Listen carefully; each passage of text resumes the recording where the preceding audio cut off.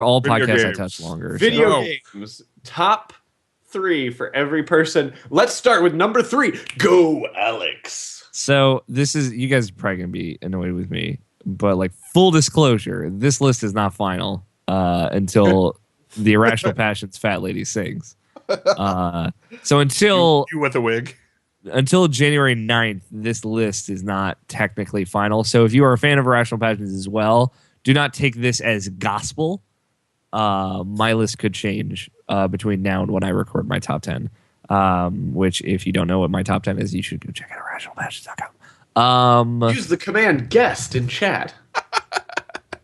My number 3, I'm going to just really quickly double check this because I do have it written down somewhere. So my number 3 is Metal Gear Solid 5, The Phantom Pain. Have you heard of this game? No, So- I have not. I really want to play it, and I do too. I haven't, mainly because like I do the PlayStation share, like I do the sharing account thing, and the person who I share the account with like has no interest in playing it. So Yeah. like for me, I'm it's more honest- like I'll just wait till it goes down. Like Kenny is the person I share my account with. He is so into Metal Gear. And he doesn't want to play it. And I'm like, oh, cool, I'll get to play Metal Gear Solid 5. I don't really care, but because Kenny's going to get it, I'll play it. He never got it. And now I'm kind of bummed that he never got it. Lame. Because I don't... How do you guys do your share thing? Why doesn't he just get it? What? Do you guys have to like agree on a game for you? No, not at all. Okay. Yeah, we just buy the games that we want to play. He's just I a happen to- asshole. I happen to want to play more games than him. So typically I just buy the games that I want and he buys the games we both want. That's usually how it works out. I don't. I buy most of my games physically, not because I want to, but because Best Buy gives 20% off all new game purchases if you have Gamer Club unlocked.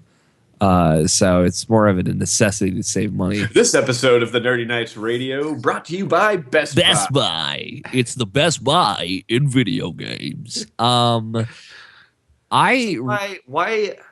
like Metal Gear is supposedly, allegedly Supposedly. an amazing game.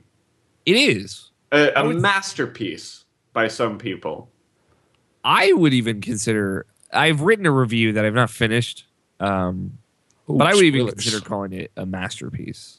I wrote this review a while ago when I actually finished it.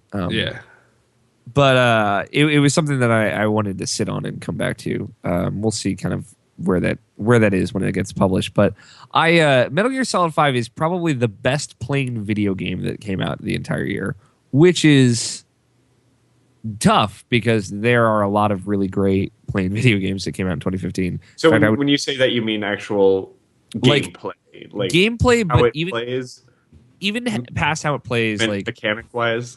the execution of the systems in the game go beyond like normal like layered metagame, right? It like the closest comparison, which is a very odd one, is like XCOM Enemy Unknown, which like had just a phenomenal metagame that like worked super well with what that game was. But this is like, oh, you're building your base, and like as your base gets bigger, you get more soldiers for your base, and then then you can open up new research and you can research new guns, but you can also like research new like things to dynamically drop into the world, like get tanks and like drop them on people or like get airstrikes. And your new guns also come with new equipment. Your new equipment lets you do something like if you like you're looking at a base, right? Like maybe like the example I used in my review was like it's a base like embedded in like a really tall wall. And like you see like it layers up and it kind of goes deeper into the mountain. And you're like, well, how do I want to approach this? I could wait until nighttime dynamically, and I could actually like watch the guard patrols and see if I could slip past them all. Or I could just airstrike the place and put them all to sleep with like sleeping gas strikes. Or I could shoot my way through. And it's like you get an idea in your head of what you want to do, and then you can execute on it. Like it is one of the things where it's like, I want to do this, and then I did it. As opposed to, I want to do this, and I tried it, and I kind of worked. It is like the only time in a video game where I've ever felt like I could achieve the way I wanted to do something exactly how I did it. And the gameplay and the controls and everything are so polished and good in a way that like that the relationship between what you want to do and doing it is seamless. Like there's no hesitation, there's no second tries. It just works. And like that's the greatest compliment I can give to a game like this that is like approach anything you want to do except for real this time. And it like delivering that experience was it was something else. So Agent Hardwire in the chat, she says, I hate the Metal Gear series a lot, but I did think MGS5 played well. So there's an endorsement on the play style. Someone who wants to give the Atari ET treatment to the entire series agrees it plays well. yeah, I mean the Metal Gear games are not known for playing well. And so this being as good as it is a shock to everyone, including people like me who like Metal Gear. So yeah. Well, okay. Number 3. Sam. Number 3. It was Arkham Knight, plain and simple. Which was, I mean, Yep. I think if there was one criticism about it, it's too much like the other games. I don't think that's a criticism. The other games We're good. were great. Yeah. Yeah. I mean, Mike thinks the Batmobile was the problem. The Batmobile, I mean, yeah, we talked about this. The Batmobile was the problem. Once you like change control schemes, you can kind of get away from it. There was the problem of you being forced to use it. But I mean, I guess I'll just say it. Like I looked at it and I was like, I had a lot of enjoyment playing the game. The Batmobile missions felt fun to me. The ones where it was like the Batmobile races. I like this. Like I like the way the story rolled out a lot better. And including the side quests. I don't ever think I got.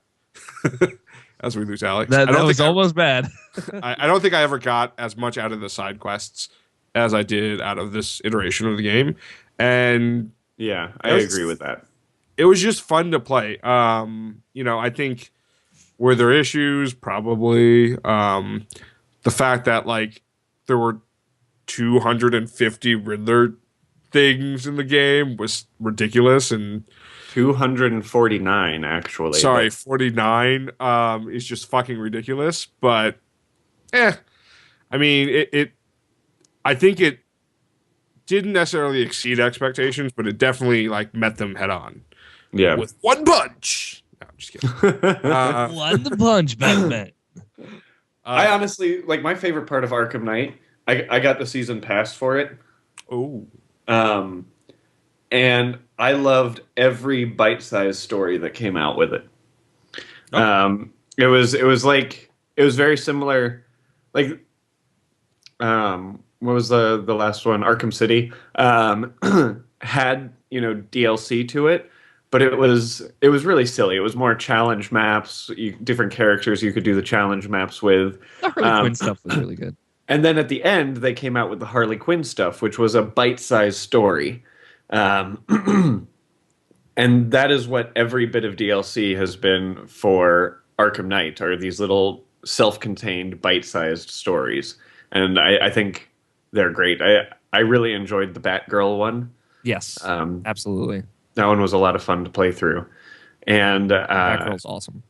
I thought they did the story really well. There were quite a few moments in the Arkham Knight story where I was like,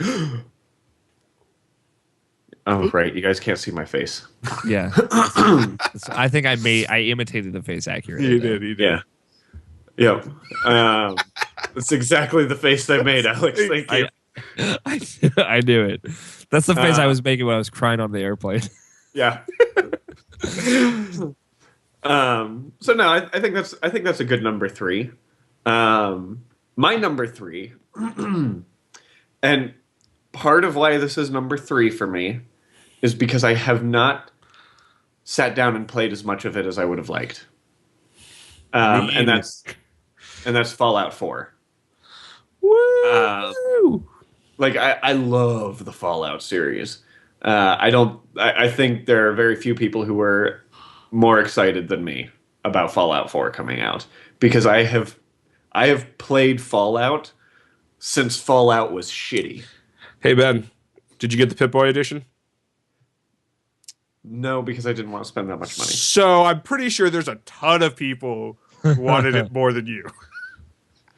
I also wanted a digital version of it, and the Pip-Boy edition came with a physical copy and not a digital version, which is bullshit. Those things should come out with digital codes, not physical discs. Whoa! I feel like we Just us it down. Some real fans bought both. Sorry, I got you. Real fans. Sorry. And in all honesty, another reason why Fallout 4 is my number 3 is because I didn't want to hear Citizen bitch at me for putting Battlefront as number 3. So that game seems all right. And you just lost that one.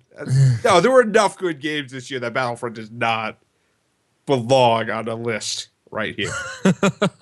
Okay, whoa, hey. But I'm sure we're going to be talking more and more about Fallout. So, Alex, let's talk about number 2. The Witcher. That game's really good. Yep. Yeah. No, I'm just kidding. No, it's really good. It is one of the best relationships in a video game, like between two characters that I've seen since The Last of Us. Not as good as The Last of Us, but it's really good. It like establishes that relationship in a lot of really good subtle ways, and then there are other really excellent characters. The Witcher has like the benefit of like the first act of it is like the part that nobody ever finished, right? Like where you can go here and then go here and then go here, and it's like huge open world. You're exploring everything, and then like, and it's sad that a lot of people kind of got caught up in that, which I did too. But like after you get through that first act, it also has like this really cool kind of focused linear portion of it where you're like kind of going from story beat to story beat, and a lot's happening and a lot's changing and the world is changing. So it does tote the line of like the best of both worlds of being like a really cool open world experience and then a really cool driven like story experience that's pretty linear until you finish it and it kind of like throws you back out into the world. It's really great. Like it's hard to like really put into words why it works so well.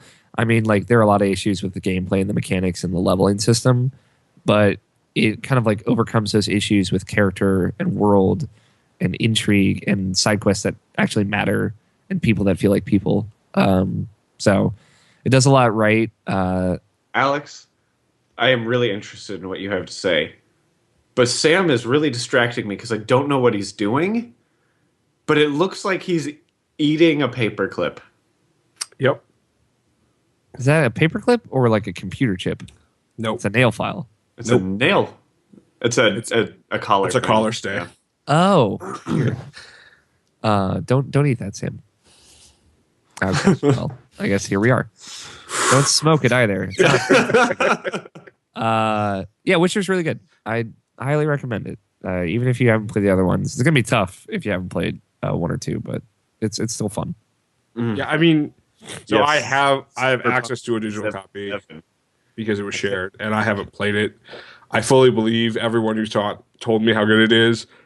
It's to me, it's just it feels like a daunting time. It is really daunting. Like don't I ain't gonna front. It is a commitment if you want to like see. And that I'm to the end. also not gonna lie. I still haven't finished the game, but I do play that game a lot. It's really good. Have you gotten through Act 1, Ben? Yeah. Okay. That like I just hope people have gotten past Skellige and they've like actually seen where that game gets like super focused. I spent a lot of time in Skellige. Skellige's awesome. And Skellige's like a whole different game. When I was going through Skellige, I'm like, this is the whole world? It's not that big. What are people talking about? And then I get to the next part, I'm like, oh. Yeah. It's pretty good. Highly recommended. Sam, number 2. My number 2 is Fallout 4. Fallout 4. So I haven't played really any of the other Fallout series to an appreciable amount. obviously there was a lot of hype train around 4. I played the little mini game, whatever it was called. Dude, Fallout Shelter? Fallout Shelter. It's an awesome game, but I had it literally crash so many times. Like, crash from an unrecoverable state so many times that I was just like, fuck it, I can't start from, like, scratch again. Never once happened to me. Yeah, I wish that were the case. I'd probably still be playing it. But no. It was fun, though. I mean, the only thing I'm going to say is, like, I haven't played through that much. So far, it seems pretty enjoyable. The gameplay is kind of there. Like, it feeds this, like, collecting side of me. Sam's number 2. The gameplay is kind of there. The gameplay is kind of there.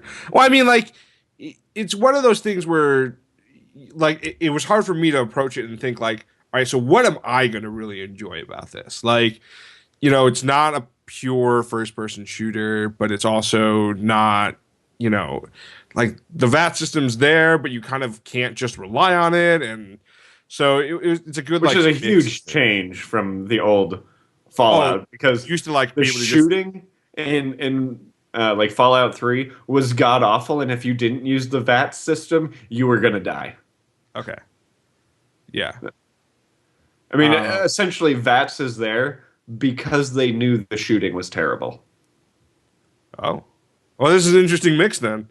Yeah, I think they did a fantastic job. Yeah. Upgrading shooting. I will say my biggest shout out to the game is for a great use of a companion app. I think the companion app's great. It's I wish instantaneous. Yeah. Like, I use Xbox Glass and I use the PlayStation one a lot, but it's like it takes 30 seconds for me to finally sync it up.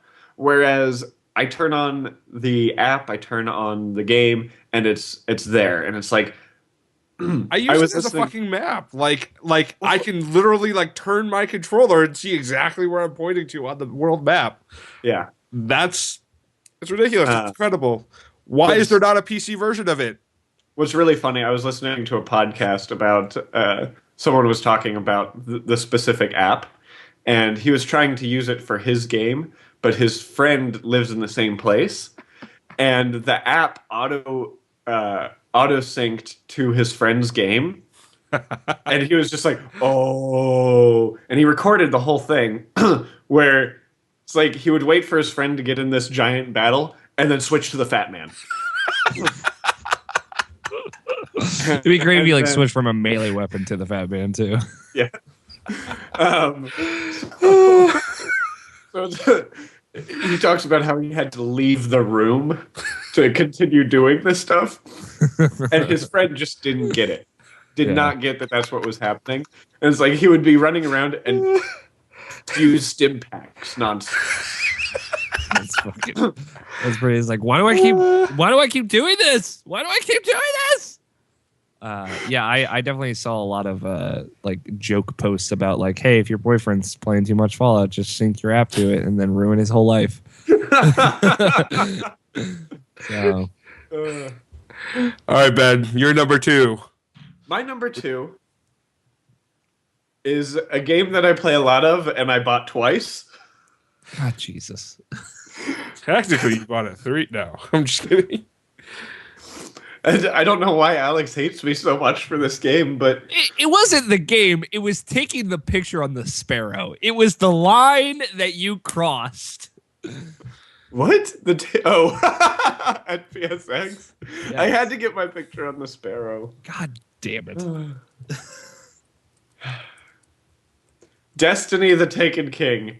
And yes, I am marking that as a new game for 2015, just because it re-released. It has more content than the original game had, and is just absolutely phenomenal. No, it's great. Destiny the Taken Hinge. I mean, I don't know why I didn't make mine, but maybe because I wanted it to be different, and that would be the only reason. It was really good. I think it exceeded pretty much everyone's expectations because I think we've woken the hive. Yeah. I think the only like criticism I would have is I would really love it if they like somehow brought in some of the old stuff to make it more interesting. And I'm talking about something as simple as Prison of Elders, where like Yeah. we had Were it, they- we didn't have it long enough. I honestly thought that with Taken King, they would add a like a 290 light level Atheon, a 290 light level Crota, and a 290 light level Prison of Elders. Like I thought that is something that they would have done, and I was kind of disappointed that they didn't. But I have a blast every time I do the Oryx raid, and I It's fun. like Taken King has really brought how much I Sherpa things to a new level. Like every time the Black Spindle quest comes up, I help at least one group get their Black Spindle, God, I and hate that Black never Spindle quest. fucking get the Vienna Singer. I've only done the Black Spindle quest about 12 times. and Only have done it not twice. gotten the damn ship. I did it once and I got it. So Yeah, I you think I know did what? it 3 times. So has everyone I've Sherpa'd. but if it makes you feel any better, Ben, I only ever use the original ship that they give you just to piss literally everyone off.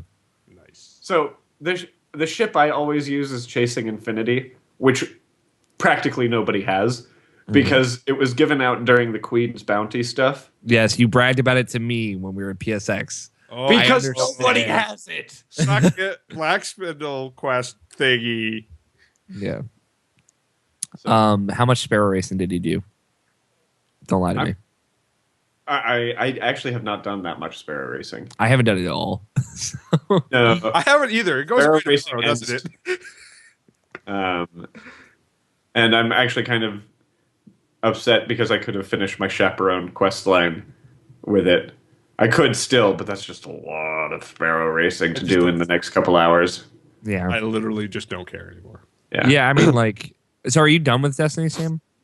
I can be convinced to go back because I still haven't beaten Sam is Art. done with video games. I haven't seen him online in like ages. Yeah, I mean, I'll get back online. I just haven't. I haven't gotten. Well, first of all, I've been watching a lot of TV. But no, I still want to do an Oryx hard raid, like full through, because I have not done that yet. Same here. I've not played with either of you, and I've gotten into Destiny this year, so. Well, Yeah. What's the problem, Ben? Why haven't we played with Alex? I haven't played with Ben. Alex is on all the time, but he always looks like he's playing stuff with other people, and It's true. because he's so popular.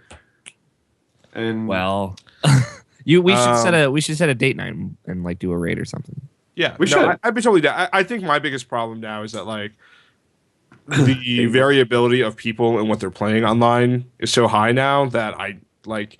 That's my problem with Destiny. I play Destiny with people, and so like the second Fallout 4 came out, no one was like consistently on Destiny unless they didn't play Fallout 4. Yeah. And so like it's really hard for me to be like, oh, let's get this raid group together, like let's do all this other stuff. So I am fully on for playing more Destiny, especially for all of us who haven't gotten some of the things that we want to get. yeah. Let's do it.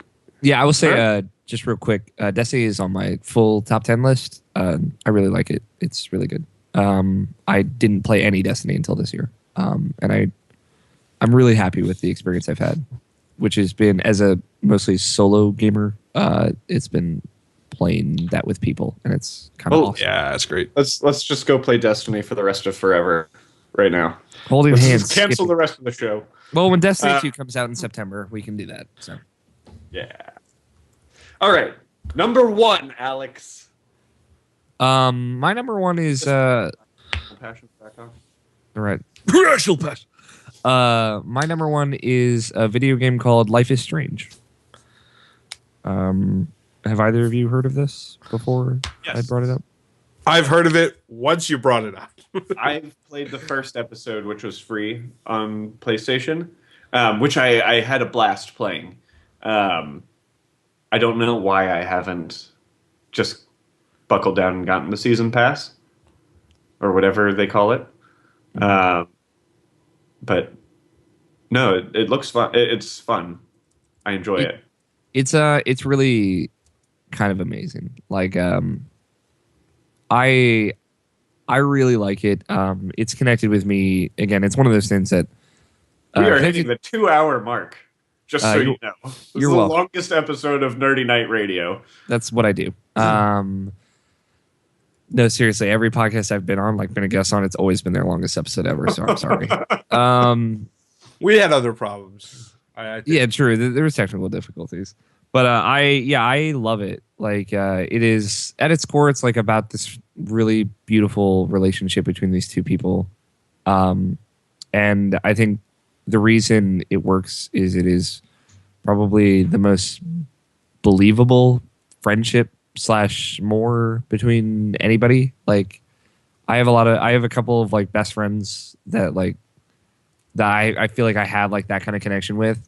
And the way they like illustrate it and set it up in this is absolutely there. And they're just subtle things that they do across the 5 episodes that really drive that home.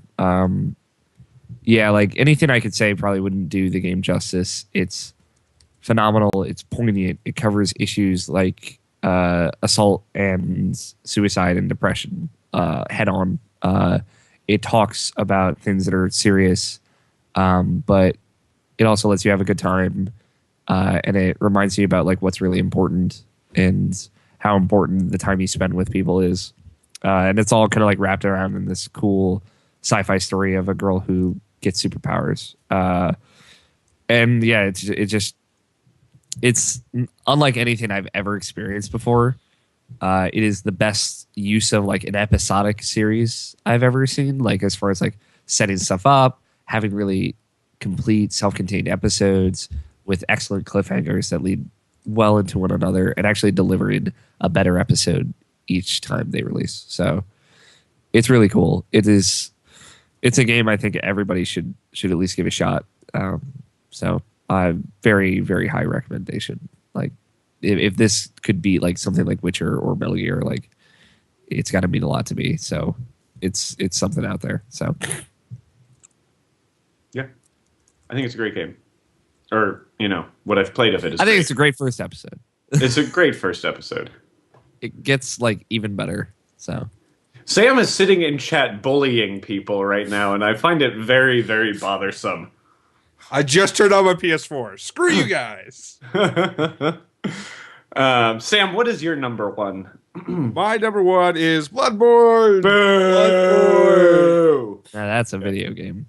I'll say this. Like, one, you know, this was another one of those situations where I had a friend who was really like irrationally passionate about the series, and so I was kind of like, maybe, I don't know, like, but I got it, and I started playing it, and I was very much like, well, fuck this game. This game sucks.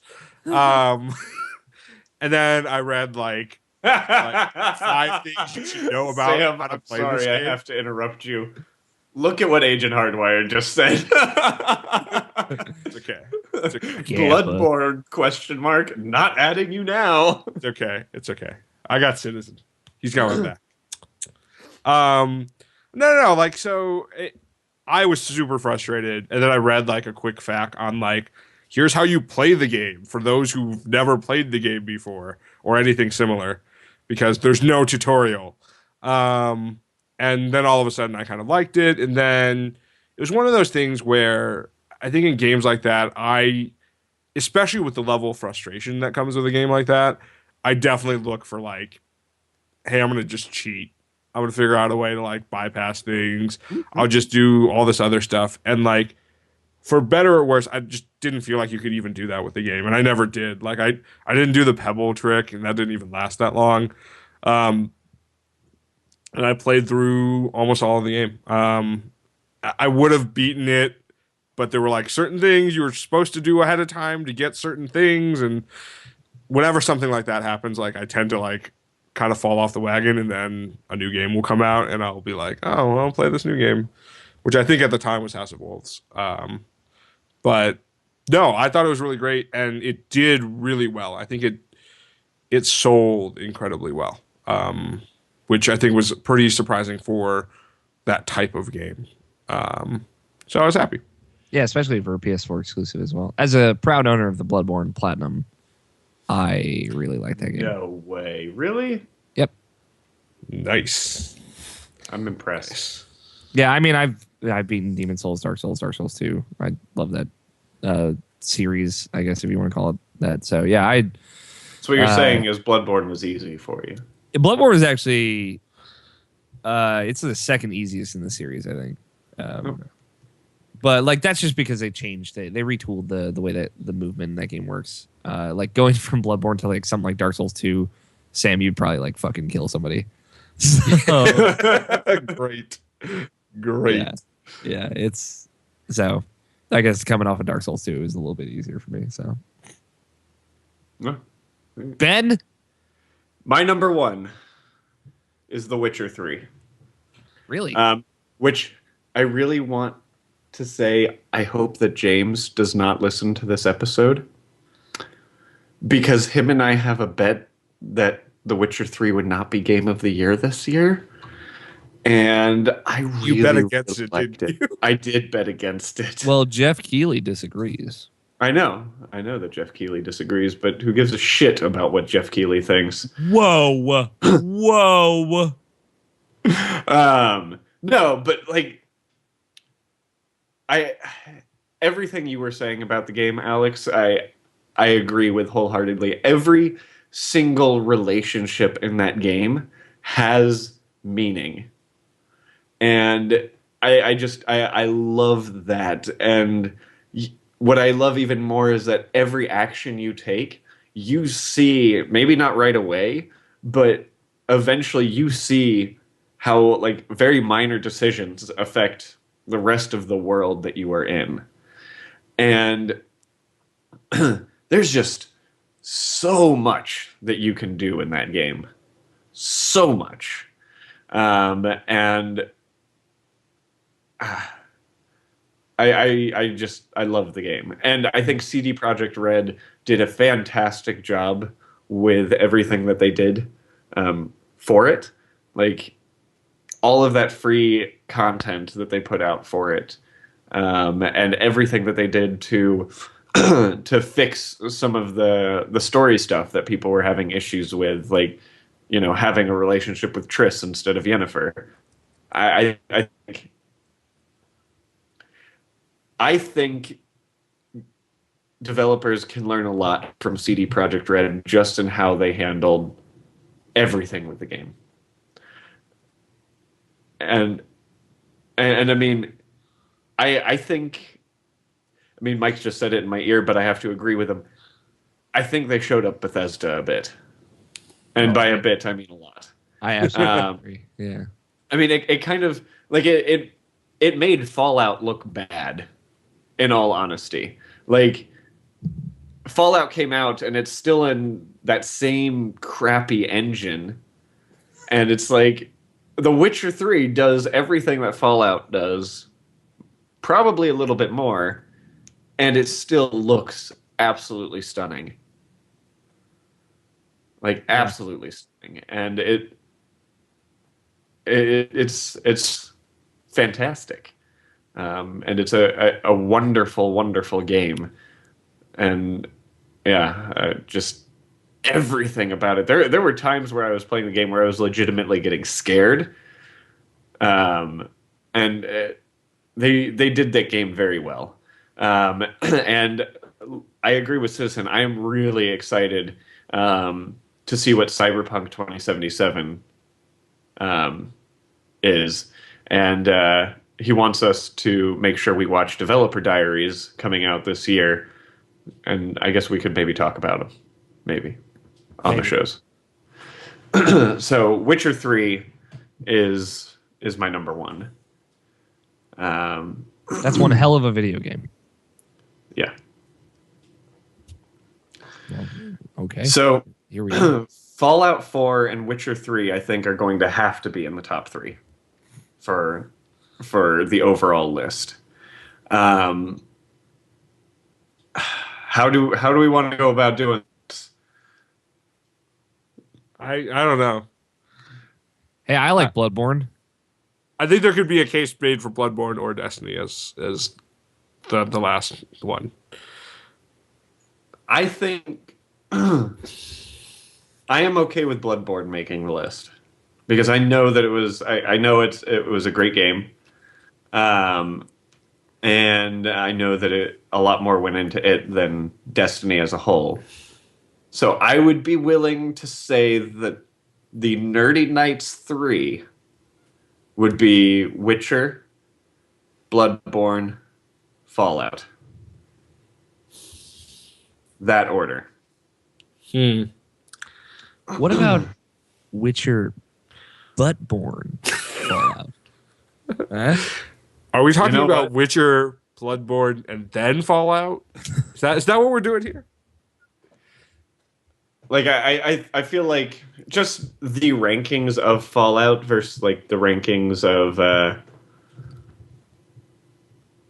I mean of I'm okay Witcher. with. I mean, I'm okay with this. I'm legitimately okay with it. I think there's more people who have played Fallout, but I feel like Bloodborne might have just done a better job in a completely different way. In a different genre as well. In a different genre, yeah. Yeah, I mean Sam, by that argument, Call of Duty should be Game of the Year almost every year. No, exactly. Play. It's the best shoot game with the shoots. And I swear to God, if Call of Duty is ever Game of the Year, I'm just gonna. That's the last year in video games. Call of Duty 4 was a legitimate contender for Game of the Year. Call of Duty 4 was actually good, but then every game after that was Call of Duty 4. Sure. Call of Duty 4, Madden 16. It's just like, as long as you're not a World at War defender, I don't really care. All right, guys. That has been 2 hours of the Nerdy Night Radio show. And it's 2 hours that has just been so long because you can't see my beautiful face, and I apologize for that. You're I'm hungry. I want the foods. So I want to say thank you guys so much for joining us. This was a lot of fun. If you have any ideas for other top 2015 topics, please let us know. Remember, you can find us all over the internet. Alex One Ill can be found on Twitter at ALFighter27. He can be found pretty much everywhere as ALFighter27. Be sure to check out his show, Irrational Passions, and their website, irrationalpassions.com. Yes, correct. That's a thing. You That's nailed a real it. thing. So make sure to check out his stuff. Give him some love.